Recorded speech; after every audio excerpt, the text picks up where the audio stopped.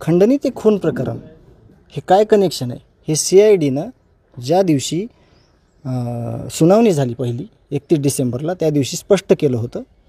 त्यावरच 15 दिवसाचा PCR दिला होता आरोपीला.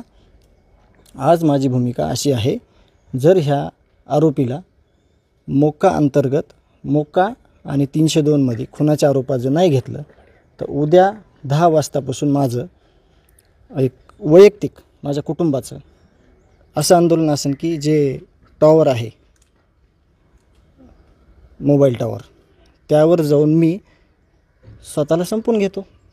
त्याचं कारण असं आहे की हे जर आरोपी ह्याच्यातले सोडले तर उद्या हे पण माझा खून करतील, हे पण मला अशाच निर्घुण पद्धतीनं मग माझ्या कुटुंबात न्याय मागणारं कोणी नसेल आणि माझ्या भावाला पण वाटेल की चला आपला भाऊ स्वतः संपला, त्याला पण थोडं समाधान वाटेल की अशा पद्धतीनं मारला गेला नाही. तर मी सगळ्यांना सांगतो की उद्या माझं 10 वाजता कुटुंबाचं टावरवर चढून मी मला संपून घेणार आहे. कोण कोणी आंदोलन सहभागी माझं कुटुंब आहे. भीतीची भावना आहे? भीती आहे ना 100%. मी तेच सांगायलो आहे, मला भीती आहे ना.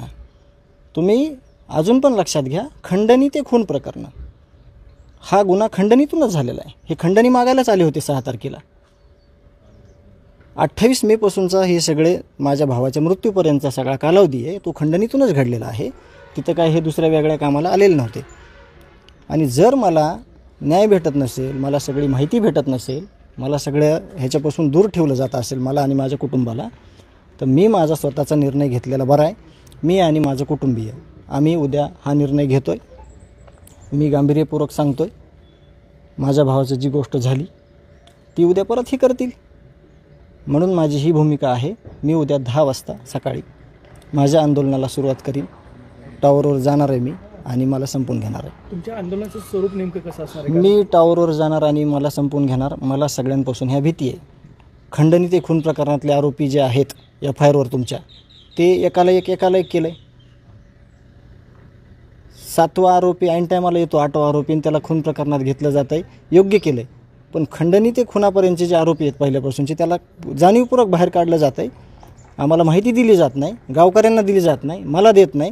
मग मी विश्वास ठेवलेला चुकलो का? मी मुख्यमंत्री साहेबांवर विश्वास ठेवला. कालपर्यंत बोलतो आहे मी की माझा सगळ्यांवर विश्वास आहे. पण यंत्रणा जर आम्हाला सगळी माहिती देत नसेल, कोणाला तरी वाचवण्याचा प्रयत्न करत असेल, तर आमच्या ह्या न्याय मागण्याला मला वाटते काहीच अर्थ नाही.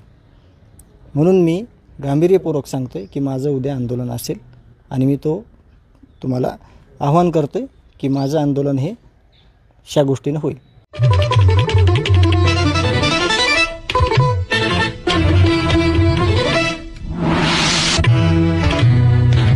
News 1 महाराष्ट्र.